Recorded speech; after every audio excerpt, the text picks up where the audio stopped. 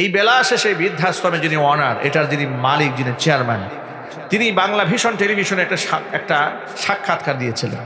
ওই সাক্ষাৎকারে তিনি এক হৃদয় বিদারক ঘটনা, একেবারে হার্টকে টাচ করে এমন একটা অভিজ্ঞতা তিনি শেয়ার করলেন। তিনি বললেন যে মোহাম্মদপুরে থাকা অবস্থায় কোনো এক মহিলার সাথে তার একটা সম্পর্ক হয়েছিল, মানে দেখা সাক্ষাৎ হতো, এক এক সময় খোঁজখবর নেওয়া হতো। তো একদিন 3-4 দিন চলে গেল, কিন্তু মহিলার সাথে দেখা সাক্ষাৎ হচ্ছে না। আন্তরিকতার জেরে তিনি বলছেন যে আমি তার বাড়িতে গেলাম, বাড়ির গিয়ে দরজাটা ভিতর থেকে বন্ধ করা। আমি খুব শঙ্কিত হলাম, প্রশাসনকে খবর দিলাম, লোকেরা আসলো, দরজা ভেঙে ভিতরে ঢুকলাম, গিয়ে দেখি মহিলা, বৃদ্ধ মানুষ, একদম পেশাব পায়খানা করে অর্ধ প্যারালাইজড অবস্থায় একাকী বিছানায় শুয়ে আছে। এই অবস্থায় তাকে আমরা ঢাকা মেডিকেল কলেজ হসপিটালে নিলাম, তাকে চিকিৎসা করালাম। তিনি ভালো করে কথা বলতে পারতেছেন না, বৃদ্ধ হয়েছেন, এক বয়সের ভারে নুয়ে গেছেন। শুনতে পেলাম যে তার সন্তান 2 ছেলে ডাক্তার, বিদেশে সেটেল। কয় ছেলে? 2 ছেলে, 2 ছেলে ডাক্তার, বিদেশে সেটেল হয়েছে। যে কোনো ক্রমে আমরা তাদের নাম্বার সংগ্রহ করে বিদেশ যোগাযোগ করেছি। মৃত্যু শয্যায় শায়িত মাকে তারা বিদেশ থেকে দেখতে এসছে। অনেক লম্বা করে সে বলেছে, আমি সংক্ষেপে বলে দিচ্ছি। দেখতে এসে মহিলা বলছে, এই বৃদ্ধাশ্রমের যিনি চেয়ারম্যান তিনি বলছেন, আমি প্রথম দেখলাম সন্তানরা মায়ের সাথে সাক্ষাৎ করে প্রথম যে কাজটা করেছে, তারা কিছু দলিলপত্র নিয়ে আসছে, স্টাম্প নিয়ে আসছে। স্টাম্প নিয়ে এসে মৃত্যু শয্যায় শায়িত মায়ের হাত থেকে টিপসই নিয়ে জমি জামা যা ছিল সব লিখে নিয়েছে। লিখে নেওয়ার পরে এই সন্তান দুটো, এই বৃদ্ধাশ্রমের মালিক যিনি, তাকে বললেন যে আপনি আমার বোনের মতো, আমার মাকে মায়ের মতো দেখবেন, তার পেছনে যত টাকা খরচ করতে হয় আমরা সব বিদেশ থেকে পাঠাবো, যেহেতু আমরা বিদেশ থাকি, মায়ের দেখাশোনা করা আমাদের সম্ভব নয়। এই কথা বলে উনি বলছেন, এই কথা বলে ছেলেদ্বয় এই যে দেশ থেকে পালালেন, বিদেশে চলে গেলেন, তার মা দুনিয়া থেকে মরে গেছেন। আমি তাকে মায়ের মতো করে লালন পালন করেছি, জীবনের শেষ মুহূর্ত পর্যন্ত আমি নিজের মায়ের মতো তাকে বৃদ্ধাশ্রমে সেবা করেছি। সে ইন্তেকাল করেছে। তারা জীবনে একটিবার ফোন দিয়ে জিজ্ঞাসা করেন আমার মাটা মরে গেছেন না বেঁচে আছে। 2 ছেলে ডাক্তার, নাউজুবিল্লাহ করেন।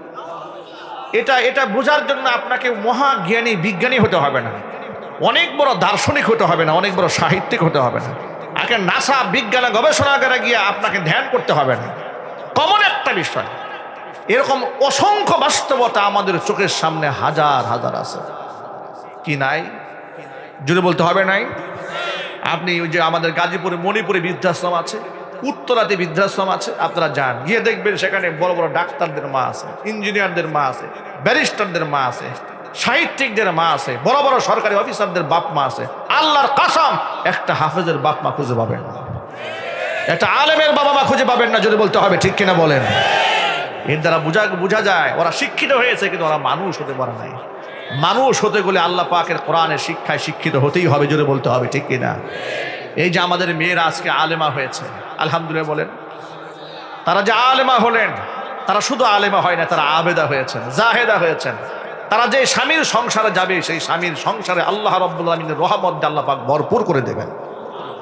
তারা যে মা হবেন, তারা একজন পর্দাশীল মা হবেন, দিনদার মা হবেন, রক্ষণশীল মা হবেন তারা।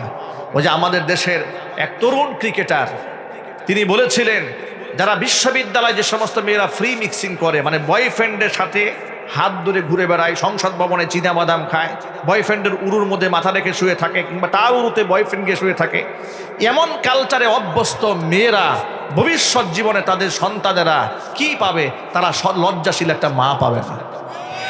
কথা বলতে হবে, ঠিক কিনা বলেন? এই কথাটা বাস্তব না অবাস্তব? এ কথা বলার কারণে এই দেশের ক্রিকেট বোর্ডের সেই বুদ্ধিজীবীরা এবং বাংলাদেশের সুশীল নামক কুলাঙ্গারেরা বলেছিল যে এই ছেলেটার মাথায় সমস্যা দেখা দিয়েছে, যে মৌলবাদ হয়ে গেছে। বাস্তব সম্মত কথা বলার কারণে তাকে মৌলবাদ বলে গালি দিয়েছিল। বিগত স্বৈরাচারের আমলে তারা তো মৌলবাদ, ধর্মের দিকে যাকে দেখতো তাকেই তারা মৌলবাদ বলে গালি দিত। এর একমাত্র মিশন ছিল একটা, ভারতকে খুশি করা। ভারতের রাম বাম প্রভুদেরকে খুশি করার জন্য এদেশে অসংখ্য জঙ্গি নাটক সাজিয়ে ইসলামপন্থী, কোরআনপন্থী মানুষদেরকে তারা জেলখানায় পুরে দিয়েছিল। অসংখ্য আলেম ওলামার নামে মিথ্যা মামলা দিয়ে বছরের পর বছর তারা কারারুদ্ধ করে রেখে দিয়েছিল। 2021 সালে 2600 আলেমের নামে মামলা দিয়ে জেলখানায় পুরে দিয়ে ভারতের মোদীকে খুশি করে সারা জীবনের জন্য চেয়ারে বসে থাকতে চেয়েছিল। আল্লাহ পাক এমন গজব দিয়েছে, 24 সালে তার নৌকা ডুবিয়ে দিয়েছে। আমার যুবক ভাইরা, ধর্মের ছোঁয়া যেখানে থাকবে সেই অঙ্গনটায় আলোকিত থাকবে। ধর্মের ছোঁয়া যেখানে থাকবে না সেখানে কোনোদিন আলো থাকতে পারে না, সেই জায়গা অন্ধকার হয়ে যায়। যদি আপনার ব্যক্তি জীবনে ধর্ম থাকে আপনার ব্যক্তি জীবনটা আলোকিত হবে, পারিবারিক জীবনে যদি ধর্ম থাকে পরিবারটা আলোকিত হবে, সামাজিক জীবনে ধর্ম থাকে সমাজ আলোকিত হবে, রাজনৈতিক অঙ্গনে ধর্ম থাকলে রাজনীতি আলোকিত হয়ে যাবে, আন্তর্জাতিক অঙ্গনে চলাফেরার ক্ষেত্রে ধর্ম যদি পালন করেন গোটা বিশ্ব কোরআনের নূরে আলোকিত হয়ে যাবে। বাম রামেরা কোনোদিন রাজনৈতিক অঙ্গনে ধর্মকে সহ্য করতে পারে না। মাইক কি ভারত থেকে আসছে?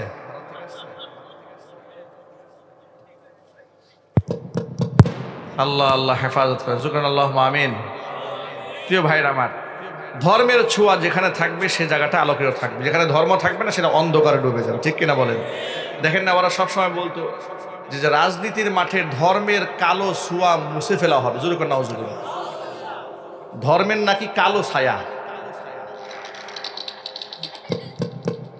কালো ছায়া তো ধর্মের হয় না, ধর্মের তো আলোকিত ময়দান হয়, ধর্মের নূর হয়, আলোকিত হয়, ঠিক কিনা? যারা এই সমস্ত শব্দ বলেছে তারা এক একজনের চুরি বাটপারি করে হাজার কোটি টাকার মালিক হয়েছে, শত শত কোটি টাকা তারা বিদেশে পাচার করেছে। ধর্মের আলো যদি সমাজ আলোকিত থাকতো তাহলে এত বড় চুরি ওরা করতে পারতো না। এই জন্য ঠান্ডা মাথায় যেন চুরি করতে পারে, এই জন্য সবার আগে বাধা হচ্ছে ধর্ম, ঠিক কিনা বলেন? ধর্ম বাধা কেন? ধর্মের মধ্যে আইন আছে, চুরি করলে হাত কেটে দেওয়া হবে। মুশকিল তাহলে ধর্মকে বাইপাস করতে পারলে চুরির রাস্তা সম্পূর্ণ ক্লিয়ার। এই জন্য তারা সবসময় চেয়েছে রাজনৈতিক অঙ্গন থেকে ধর্ম বাদ দিতে। এখন আপনাদের সিদ্ধান্ত নিতে হবে, আগামীতে রাষ্ট্র কি ধর্মশালা চলবে? আরো জোরে বলতে হবে। আমরা অনেক তন্ত্রমন্ত্র দেখেছি বাংলাদেশে, এখন আগামীতে আমরা ইসলাম এবং কোরআনের বাংলাদেশ দেখতে চাই। রাজি আছেন কারা কারা? দোহা দেখতে চাই। সংগ্রামে ঝাঁপিয়ে পড়ুন, সচেতন হন এবং সৎ নেতৃত্ব আনার জন্য আলেম ওলামাদেরকে ঐক্যবদ্ধ রাখার ক্ষেত্রে সহযোগিতা করুন এবং আলেমদেরকে নেতা মেনে সামনের দিকে চলার চেষ্টা করুন। আল্লাহ যেন কবুল করেন, জোরে কোন আমিন। হাত নামান। আর নিজের সন্তানদেরকে আপনার মাদ্রাসায় পড়াবার স্বপ্ন দেখুন, ইনশাআল্লাহ বলেন। সন্তানদেরকে হাফেজ বানান, আলেম বানান, দিনদার বানান, ইমামদার বানান। সন্তান ইয়াবাখুর হবে না, ঘুষখোর হবে না, চাঁদাবাজ হবে না।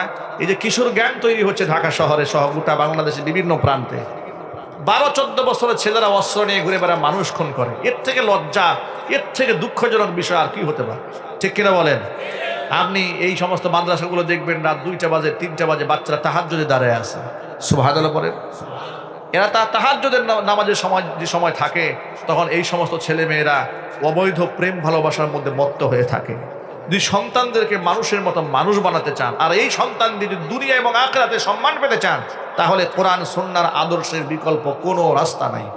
আমরা কি আল্লাহ পাকের কোরআন সুন্নাহর পথে আমাদের সন্তানদেরকে পরিচালিত করতে পারবো ইনশাআল্লাহ?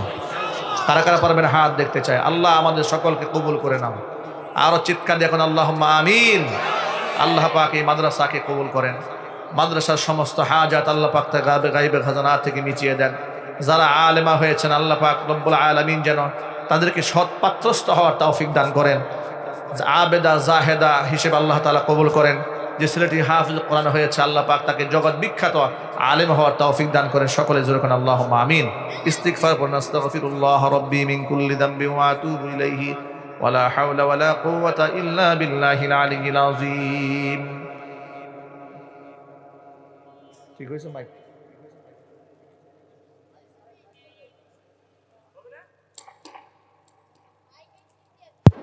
মাইক ঠিক হয়েছে?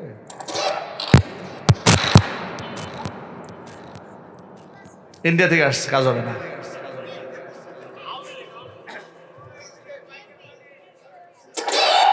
আস্তে, আল্লাহ হেফাজত করুক, জোরে বলুন আল্লাহুম্মা আমিন। এই অবস্থায় মাইকের অবস্থা ভালো না,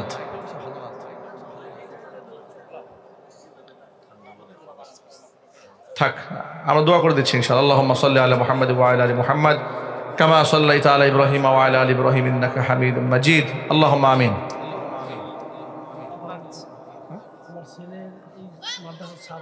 আজকে দেখেছেন মাথায় পাগড়ি পেয়েছে একটি ছেলে, আলহামদুলিল্লাহ বলেন। সাথে সাথে মেয়েরা আলেমা হয়েছে, হাফেজা হয়েছে, তাদের জন্য ক্রেস্ট বরাদ্দ করা হয়েছে, আল্লাহু আকবার বলেন।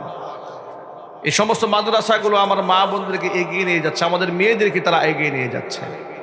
ইসলাম বলেছে তালাবুল ইলমি ফারিদাতুন আলা কুল্লি মুসলিমিন ওয়া মুসলিমা, প্রত্যেকটা মুসলিম নরনারীর জন্য ইসলাম ইলমকে ফরজ করেছে। যখন আল্লাহু আকবার, বৈষম্য করা হয়নি। নবী করিম সাল্লাল্লাহু আলাইহি ওয়াসাল্লাম একদিন বসে আছেন, সাহাবায়ে কেরাম পরিবেষ্টিত অবস্থায়। এমন সময় একজন আনসারী সাহাবী বসে আছেন। হঠাৎ করে তার ছোট্ট একটা বালক, তার ছেলে পুত্র সন্তান তার সামনে এলো। তিনি সন্তানের গালে মুখে চুমু দিয়ে নিজের কোলের মধ্যে বসিয়ে দিলেন। কিছুক্ষণ পরে এই আনসারী সাহাবীর আরেকটা ছোট্ট কন্যা সন্তান সামনে এলো।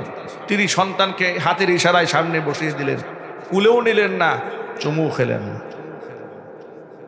রাহমাতুল লিল আলামিন, শত ব্যস্ততার ভিতরে, অসংখ্য কাজের ব্যস্ততার মধ্যেও এই দৃশ্য নবীজি সাল্লাল্লাহু আলাইহি ওয়াসাল্লামের চোখকে আড়াল করতে পারেনি। উপস্থিত সাহাবীকে রাসূল বললেন, হাল্লা সাবাইতা বাইনাহুমা, কি ব্যাপার? ছেলেও তোমার, মেয়েও তোমার। ছেলেটা যখন তোমার কাছে এসেছি, গালে মুখে চুমু খেলে, কোলের মধ্যে বসালে, মেয়েটি যখন তোমার সামনে এলো তাকে চুমাও দিল না, কুলেও নিল না, এমনি বসিয়ে দিল। কারণটা কি? ছেলে মেয়ের মধ্যে বৈষম্য করলে কেন? ইত্তাকিল্লাহ, আল্লাহকে ভয় করো। ওয়াদিলু ফি আবনাইকুম, নিজের সন্তানদের মধ্যে ভারসাম্য রক্ষা করে চলো। জোরে বলেন সুবহানাল্লাহ। একটু আন্দাজ করেন, ভালোবাসার বৈষম্য হয়েছে। ছেলেকে গালে মুখে চুমু দিয়ে কুলে বসিয়েছে, আর মেয়েকে এমনিতেই বসিয়েছে। আল্লাহর হাবিব বলেছেন, ইত্তাকিল্লাহ, আল্লাহকে ভয় করো। ওয়াদিলু ফি আবনাইকুম, নিজের সন্তানদের মধ্যে সমতা রক্ষা করে চলো। ভালোবাসার ক্ষেত্রে যদি এতটুকু বৈষম্য মেনে নেওয়া না হয়েছে, ইসলামে নারীদেরকে কতটা অগ্রাধিকার দেওয়া হয়েছে। আল্লাহু আকবার বলেন। উম্মুল মুমিনিন মা আয়েশা সিদ্দিকা রাদিয়াল্লাহু তাআলা আনহা বলেছেন, জনৈক মহিলা দুজন মেয়েকে সাথে নিয়ে আমার কাছে এসে হাত বাড়ালো।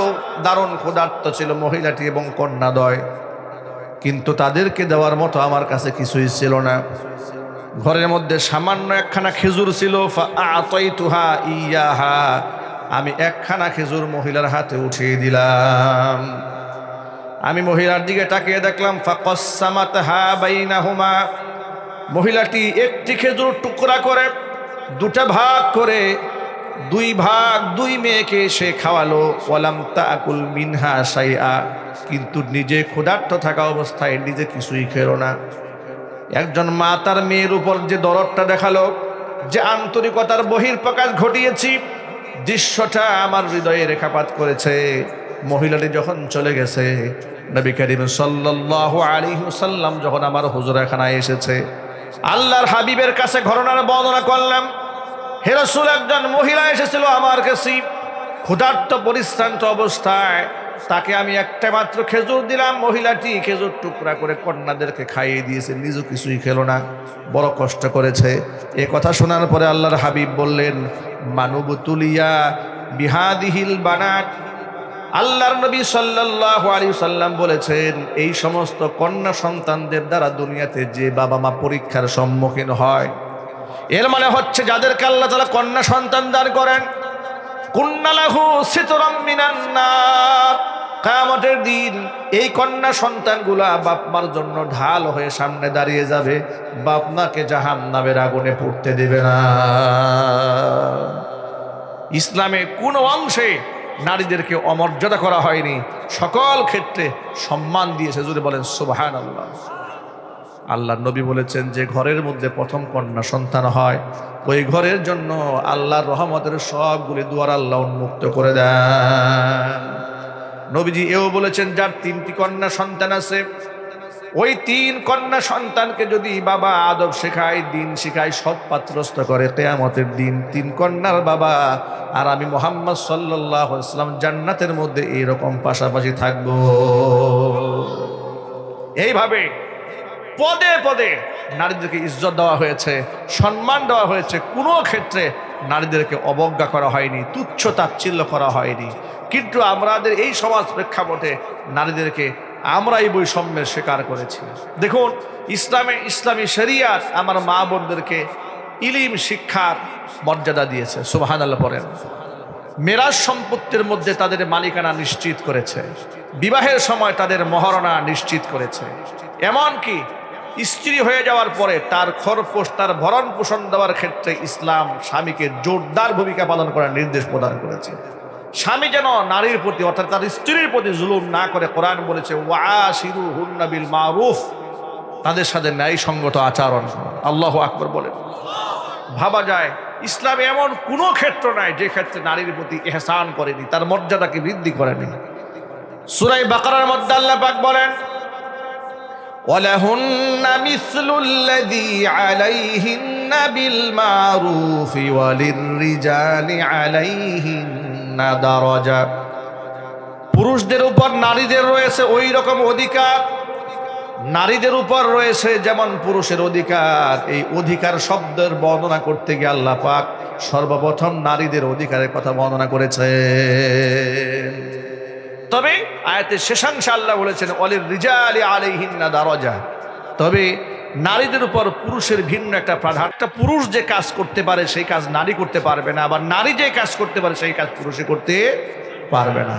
কেউ যদি বলে আমরা নারী পুরুষকে সমান অধিকার দেব, এটা কি কোনোদিন সম্ভব? আরো যদি বলেন ভাই, নারী পুরুষকে আপনি সমান কি করে করবেন যেখানে পুরুষেই পুরুষের সমান হওয়া কোনোদিন সম্ভব নয়? বাবা আর ছেলে সমান হতে পারে?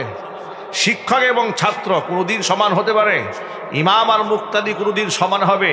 বড় ভাই ছোট ভাই কোনোদিন সমান হয়? যদি সমান করতে মনে চায় তাহলে কি করতে হবে? 10 বছরের ছেলে আছে আপনার একজন, আর একটা আছে 2 মাসের ছেলে। যদি আপনি সমান অধিকার বলেন তাহলে 10 বছরের ছেলেকে গরুর গোশত খাওয়াতে হবে, 2 বছরের বাচ্চাকে গরুর গোশত খাওয়াতে হবে। অথবা 2 মাসের বাচ্চাকে আপনি যেমন দুগ্ধ খাওয়াবেন, 10 বছরের ছেলেকে শুধু দুধ খাওয়াবেন, অন্য কিছু খাওয়াতে পারবেন না। কি এটা কি সম্ভব কোনোদিন?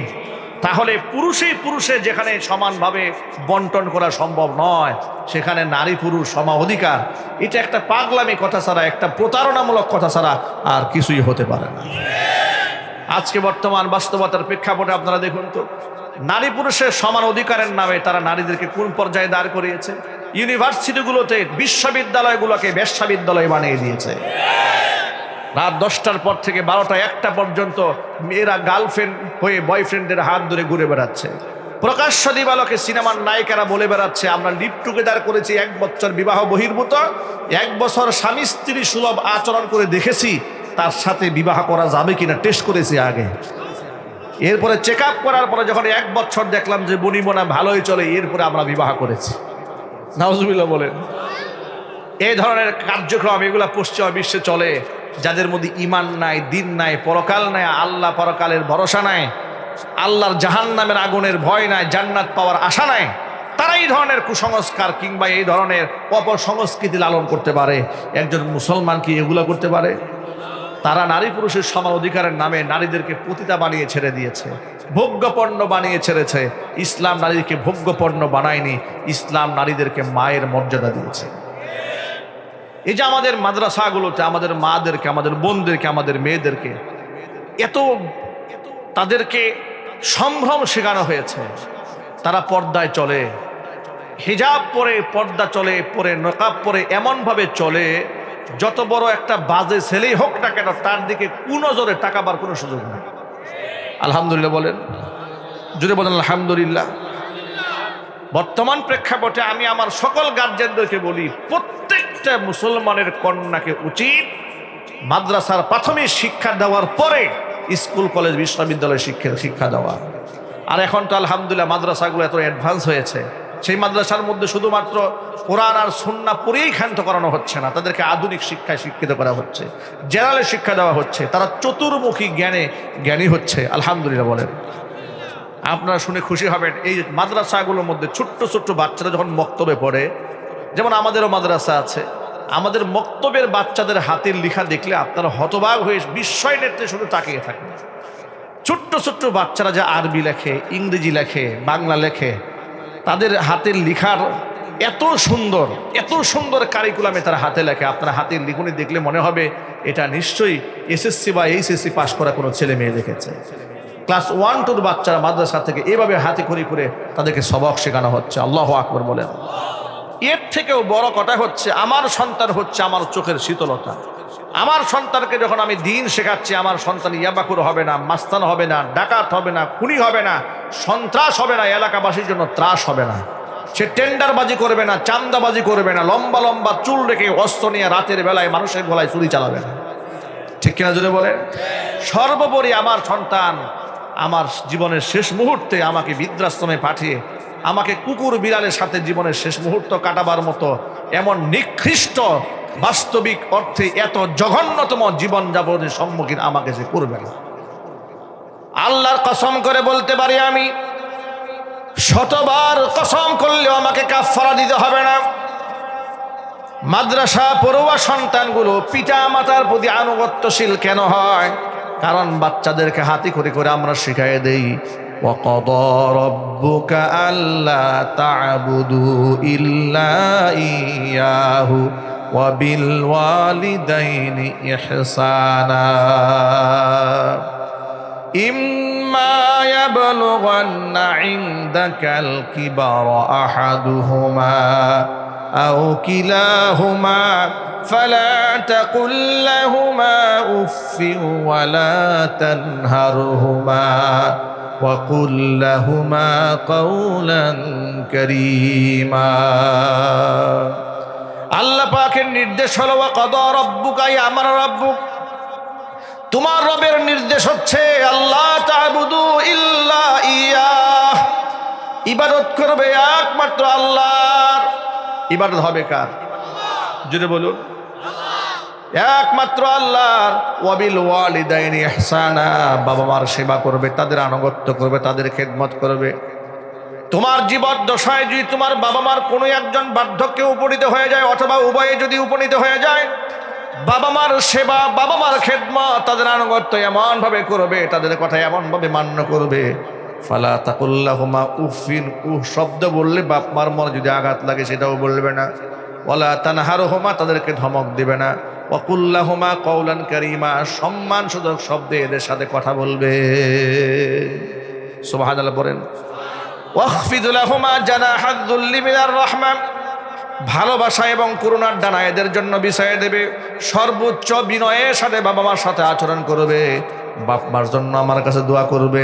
ওয়াকুর রব্বির হামহুমা কামা রব্বায়ানি সগীরা, বাপ মার জন্য আমার কাছে দোয়া করে বলবে রব্বুল আলামিন, শিশুকালে আমার মা আমার বাবা আমাকে যেভাবে অকৃত্রিম স্নেহ ভালোবাসা দিয়ে মোহাব্বত করে লালন পালন করেছে, আল্লাহ তুমি আমার বাপ মার উপরে তুমি সেইভাবে রহমত নাজিল করো। এইভাবে আমাদের সন্তানগুলোকে হাতে খড়ি করে বাপ মার প্রতি শ্রদ্ধা আমরা শিখাই বলে আমাদের সন্তানেরা মাদ্রাসায় শিক্ষিত হয়ে কোনো দিন কোনো ছেলে মেয়ে তার বাপ মাকে বৃদ্ধাশ্রমে পাঠাবার কোনো ইতিহাস পৃথিবীতে নাই। জোরে কোন আল্লাহু আকবার।